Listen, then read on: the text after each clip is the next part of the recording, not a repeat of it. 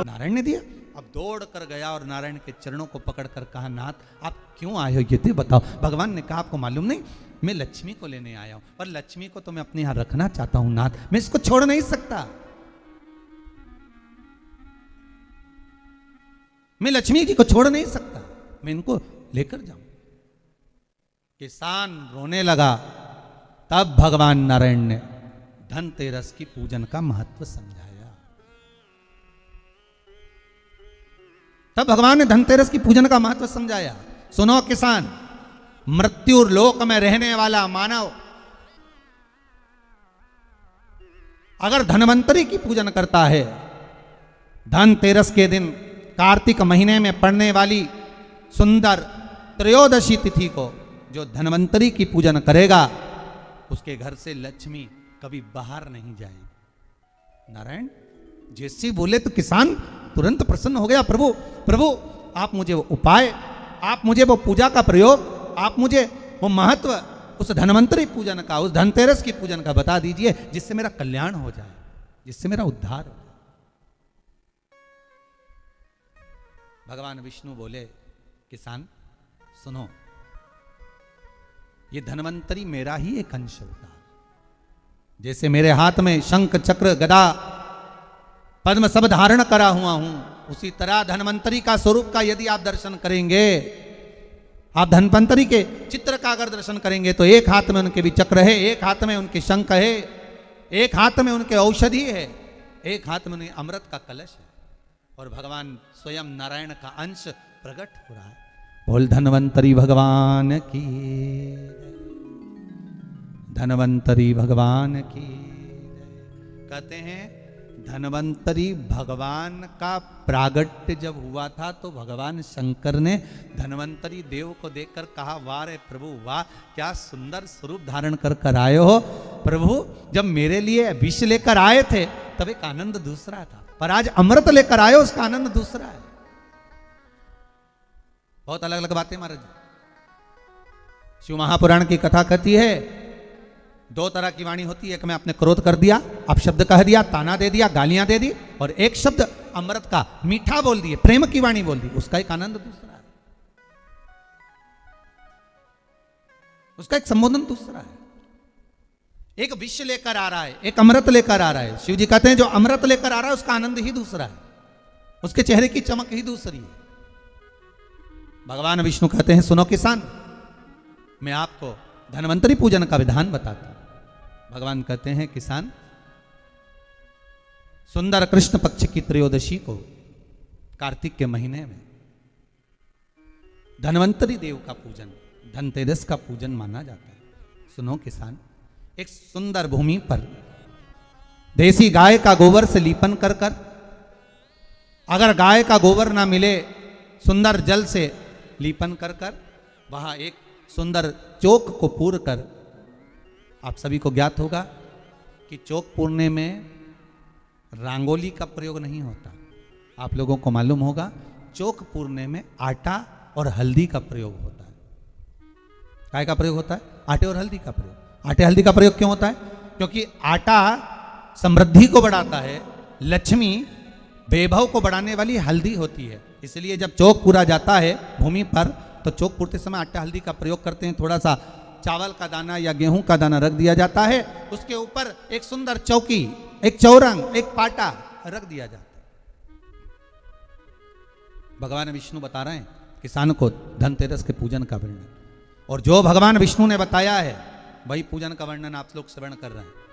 आज धनतेरस है, आज धनतेरस का प्रयोग कर पूजन करें और शिव महापुराण के इस भाव को, विष्णु पुराण के इस भाव को, स्कंद पुराण के इस भाव को आप धारण करें, और जो विधान भगवान विष्णु बता रहे हैं उसके हिसाब से, उसके अनुसार आप लक्ष्मी का पूजन, धनतेरस का पूजन करें। चौकी लगाएं, चौरंग लगाएं, पाटा लगाएं, उस पाटे पर एक सुंदर लाल वस्त्र धारण करा दें, लाल वस्त्र बिछा दें।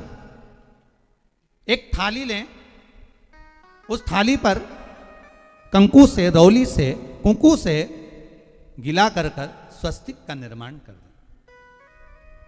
स्वस्तिक का निर्माण कर कर घर में अगर चांदी का सिक्का हो, अगर चांदी का सिक्का नहीं हो, चांदी का कॉइन नहीं हो, तो अपने घर का 1 का सिक्का, 2 का सिक्का, 5 का सिक्का, 10 का सिक्का, जो भी आपके घर में हो वो कॉइन ले लें महाराज, उसको थाली के अंदर रख दें स्वस्तिक के ऊपर। फिर उसका स्मरण करें, आटे के 7 दिए बनाएं, एक थाली में एक प्लेट में रख लें, घी के दिए बनाएं और उसमें सुंदर बाती को लगा दें। ध्यान दीजिएगा, इसमें जो बाती लगेगी वो लंबी बाती लगेगी। लक्ष्मी जी की पूजन में जितनी भी बाती लगे वो लंबी लगे। महाराज घी के दिए लगा दें 7, सातों दियों को प्रज्वलित कर लें, प्रकट कर लें। एक दिया तेल का लगा लें। तेल का जो दिया लगाया है, जहां पर आपने सिक्का रखा है, कॉइन रखा है, उसका लेफ्ट हैंड, मतलब आप ऐसे बैठे हो तो आपका सीधा हाथ की ओर आप तेल का दिया लग दें। और जो 7 दिए आपने लगाए हैं वो लक्ष्मी जी के राइट हैंड, मतलब आपका लेफ्ट हैंड हो गया, लक्ष्मी जी का राइट हैंड, आपका लेफ्ट हैंड हो गया, आपका उल्टा हाथ। वहां पर 7 दिए जो आपने प्रज्वलित करे हैं वो प्लेट में रख दें। सुंदर थाली जो आपने पूजन की तैयार करी है, उसमें कुंकू, रोली, हल्दी, अबीर, गुलाल, चंदन, मौली, लाल धागा, मौली, अमरबेल के टुकड़े, कमलगट्टे, हल्दी की गांठ, सुंदर भाव में उसको रखें। जल का पात्र सुंदर आनंद से, जो क्वाइन चांदी का और देसी क्वाइन आपने जो रखा है उसका जल से पूजन करें। लक्ष्मी पूजन का समय अलग अलग होता है, पर धनतेरस की पूजन का जो समय है वो प्रदोष काल से प्रारंभ हो जाता है। कब से प्रारंभ हो जाता है? प्रदोष, क्योंकि शिव के द्वारा निर्मित है लक्ष्मी पूजन का। महाराज क्वाइन का पूजन करें, कंकु आदि से पूजन करने के बाद दोनों सिक्कों को उठा लें। दोनों कॉइन, जो चांदी का सिक्का है और जो देसी कॉइन है, उसको उठाकर उस पर जो कलेवा है, मौली है, नाड़ा है, लच्छा है, उसको लपेटना प्रारंभ कर दें और उसको लपेटें। पहले चांदी का सिक्का लपेट दे, फिर देसी सिक्का जो आपने रखा है 1, 2, 5, 10 का जो सिक्का रखा है उसको लपेट थाली में उसको रख लें। फिर वापस उस पर जल का छींटा देकर उसका पूजन करें। महाराज हल्दी, रौली, मौली, चंदन आदि लगाकर सुंदर भाव से चावल को हल्दी में भिगो लें और पीले चावल कर कर उल्टे हाथ में चावल लेकर माता लक्ष्मी के ऊपर जो 2 सिक्के रखे हैं उनका पूजन करें।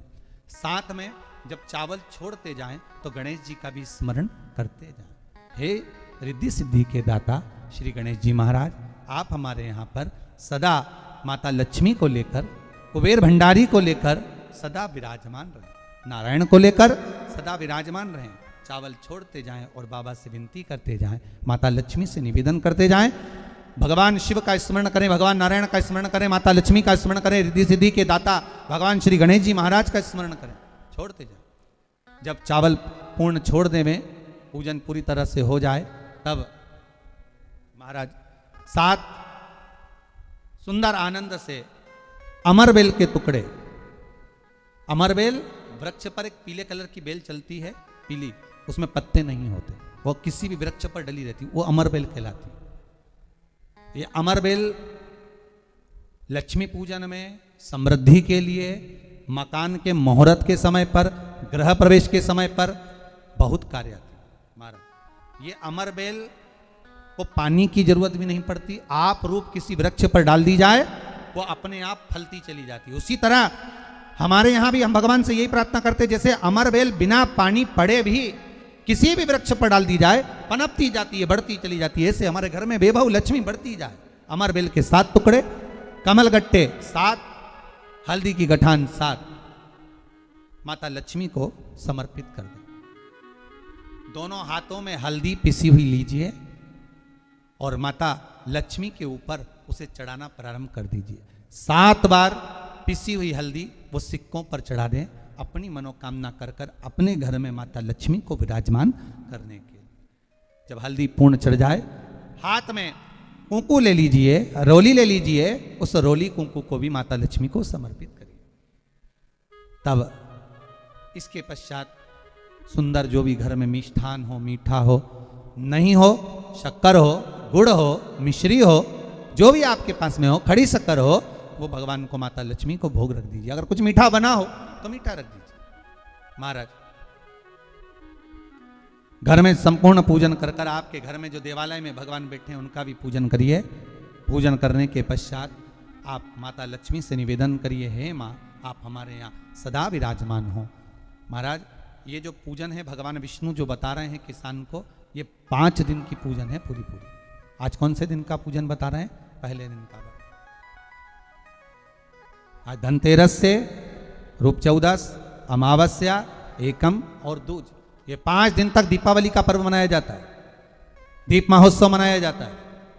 पूजन करने के बाद जो 7 दिए आपने प्लेट में रखे हैं, थाली में रखे हैं पूजन के लिए घी के, उन 7 दियों से माता लक्ष्मी की आरती उतारिए। उन 7 दियों से माता लक्ष्मी का पूजन करिए। माता लक्ष्मी से विनती करिए, मां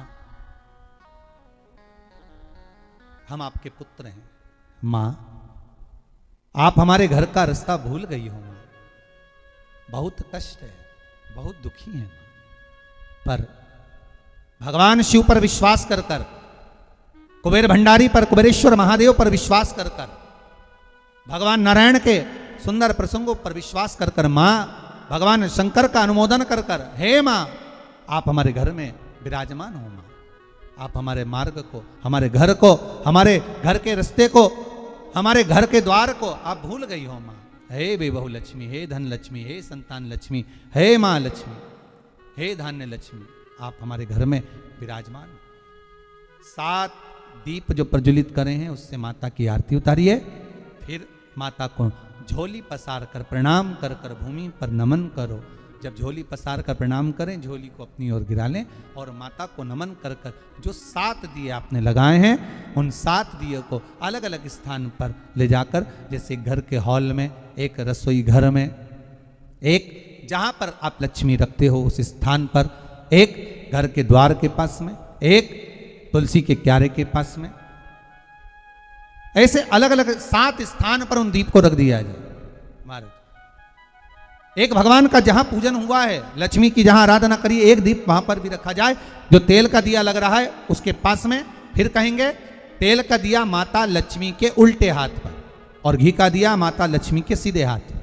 मतलब जो सिक्के आपने रखे हैं उस सिक्के का उल्टा हाथ तेल का, मतलब आपका सीधा हाथ होगा जहां तेल का दिया रखाएगा, और जहां आपका उल्टा हाथ होगा जहां पर घी का दिया लगाएगा, वहां माता जी का सीधा हो गया, आपका उल्टा हो। माता का स्मरण, माता लक्ष्मी से निवेदन करिए, हे मां कृपा सागर, करुणा सागर मां आप भगवान विष्णु के साथ विराजमान हो, आप भगवान नारायण के साथ में हमारे यहां सदा विराजमान हो, मां ऐसी कृपा कर दीजिए। महाराज मां से विनती कर कर बड़ा उत्साह, बड़ा उमंग, बड़ा आनंद रखना, ये भाव रखना घर में। भगवान विष्णु कहते हैं किसान से, हे किसान आपने अगर धनवंतरी की पूजन करिए, धनतेरस की पूजन करिए, है कोई वस्तु, कोई सामग्री अगर आप लेकर आए हो, कोई पात्र लेकर आए हो, कोई तांबे का पात्र लाए हो, जो भी वस्तु आप नहीं लेकर आए हो उसका भी पूजन उसी दिन कर लेना चाहिए, उसका भी पूजन कर लेना चाहिए। बड़ा भाव रखकर भगवान विष्णु ने किसान को बताया, बड़ा भाव। किसान सुनकर बड़ा प्रसन्न हुआ, नारायण प्रभु क्या मां फिर मेरे घर में रहेगी? भगवान कहते हैं सुनो किसान, ये लक्ष्मी अगर आप धनवंतरी का पूजन करते हो, धनतेरस का पूजन सुंदर कार्तिक के महीने की कृष्ण पक्ष की त्रयोदशी को अगर आप कर रहे हो, तो ये लक्ष्मी भले मेरे साथ वैकुंठ में जाकर रहे, पर लक्ष्मी का एक अंश तुम्हारे घर से कभी नहीं जाएगा, वो सदा विराजमान रहेगा। ऐसी है मां धनवंतरी की पूजन।